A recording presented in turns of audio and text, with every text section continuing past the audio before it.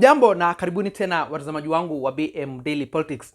Wakenya wamekuja kujitenga na kumchukia Raila Amolo Odinga. Baada ya kuja kugundua ya kwamba Raila Amolo Odinga alipotengeneza broad-based government na William Samoei Ruto, yeye amesahau kabisa kuwatetea wananchi. Yeye ameamua kuhamia kwenye upande wa William Samoei Ruto. Hata kama ni jambo ambalo linakuja kuwanyanyasa wananchi, yeye anabaki kimya, na hata akizungumza hakuna juhudi zozote ambazo anazifanya kuoneshana ya kwamba yupo pamoja na Wakenya wengine. Siku ya leo Raila Amolo Odinga pamoja na William Samoei Ruto walienda kufanya mkutano kule Kajiado County kuendelea kupanga yale mambo ambayo wataendelea kuwafanyia wananchi kabla ya mwaka wa 2027. Lakini kuna jambo ambalo watazamaji wangu Raila Amolo Odinga amelizungumzia siku ya leo, jambo ambalo limewakasirisha wananchi.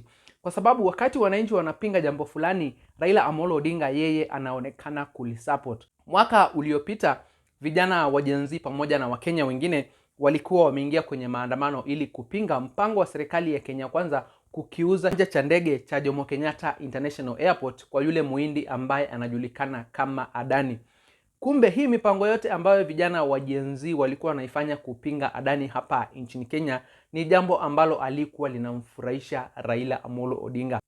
Yeye alikuwa anataka Adani ikuje inunue kiwanja cha ndege cha Jomo Kenyatta International Airport. Siku ya leo hizo ndio habari ambazo ameweza kuzizungumzia na kusema ya kwamba anajutia sana vile ambavyo Wakenya walipinga Adani isikinunue kiwanja cha Jomo Kenyatta International Airport. Watazamaji, kabla sijaendelea zaidi, nataka niwapatie fursa muweze kumsikiza Raila Amolo Odinga akizungumza siku ya leo kule Kajiado County ambako alikuwa pamoja na William Samoei Ruto. Lakini kwanza watazamaji, na waomba wewe kama ndio mara yako ya kwanza kufika hapa BM Daily Politics, ujiunge nami kwa kusubscribe na pia uweze kulike, kushare na comment, ndipo ujumbe ama hizo habari zetu ziweze kuwa recommended kwa watazamaji wengi zaidi.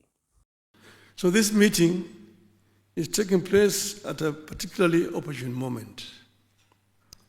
It is the first since the ODM and UDA signed an MOU that not only preserve the nation, but also set out a broad agenda for the creation of a people-centered, proactive, inclusive, and pragmatic service delivery.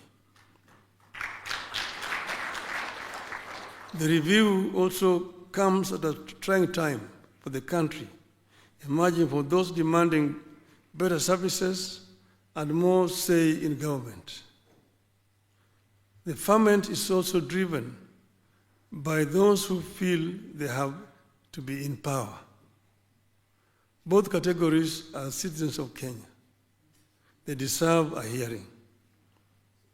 It is my hope that this policy and performance review could lead to a better understanding and ownership of the government by the people. With the lessons from the recent past, I would say that going forward, everything has to be about the people, not the leaders. One of the lessons I hope you have picked is that without the people's understanding and ownership of government policy design and execution, a perception will persist that the government is not delivering. So the persistent concern going forward must be, are we carrying the people along? So I'm happy that you have embraced AI, because it is the way forward in the world today.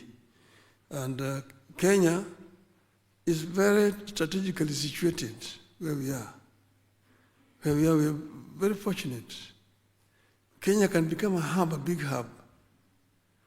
I was very disappointed when we are not able to move on with the airport contract.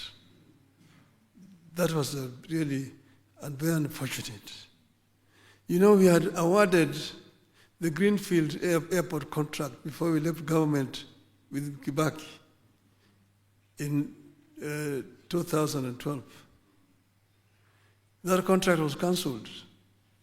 Then I was given again to the same contractor later. But then again cancelled somewhere because of disagreement in the middle. And then now, when we brought in the Adani, they brought all these politics, and then the contract was cancelled. If that is not done, Nairobi will just become dormant. Look at Addis Ababa. It's going, and now they're putting up a new big airport. So Addis Ababa is going to be the hub around. Ethiopian Airlines is the dominant airline now on the continent. Kenya Airways can do the same. Kenya Airways can be the carrier in the continent because South Africa went down. But we are not doing it.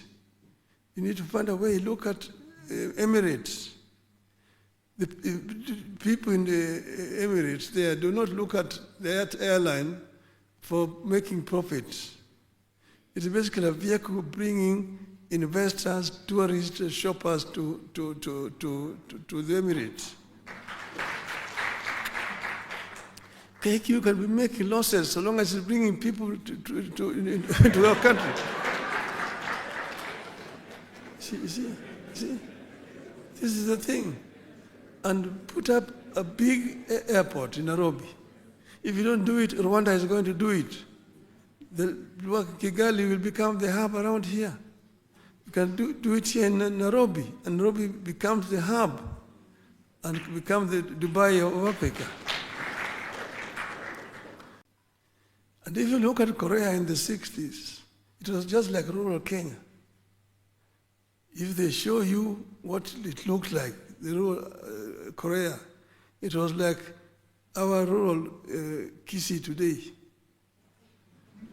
An urban slum where people are living all over the place, the agricultural land, people living everywhere.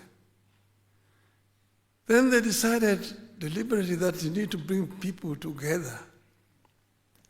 People live together. They came up with an idea of housing. But this housing is not just building shelter for people. You are addressing 5 fundamental issues here. You are addressing employment, you are addressing shelter, you are addressing education, you are addressing health and social amenities. Watazamaji, sasa hivi hakuna matumaini tena ya kwamba Raila Amolo Odinga kuna siku atakuja kusimama kwa upande wa wananchi. Katika serikali zote ambazo zimekuwa zikitawala hapa nchini Kenya, Raila Amolo Odinga amekuwa akitafuta tu nafasi na kujipata tena yuko ndani ya serikali.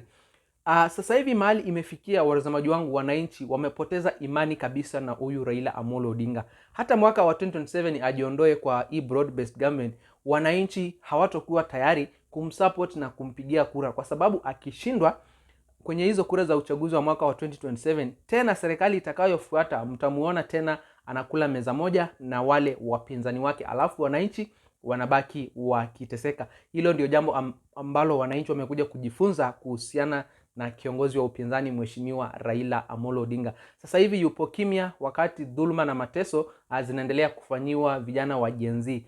Wakenya wanaendelea kuuawa ndani ya police cell.